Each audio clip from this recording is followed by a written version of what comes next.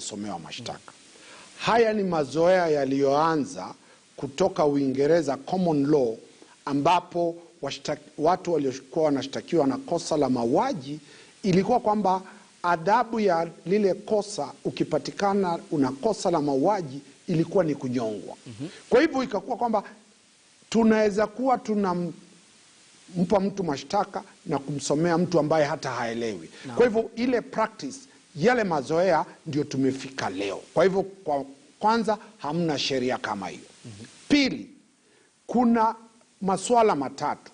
Mtu aliua ama alishtakiwa kwa kuua, wakati ule alikuwa na akili timamu? Question mark. Wakati wa kutenda offense alikuwa na akili timamu? Hiyo lazima itadhibitishiwa.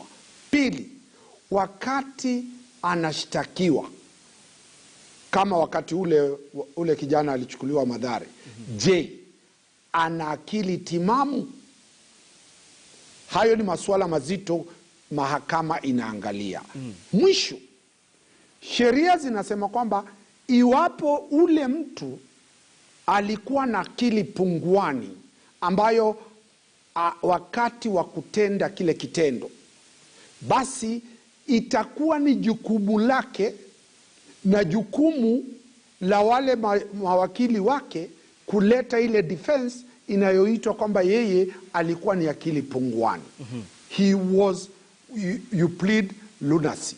Kwa hivyo ni jukumu la wakili kueleza, aonyeshe idhibati zote za hospitali za kuonyesha kwamba wakati ule wa kutenda kitendo kichwa yake haikuwa sawa.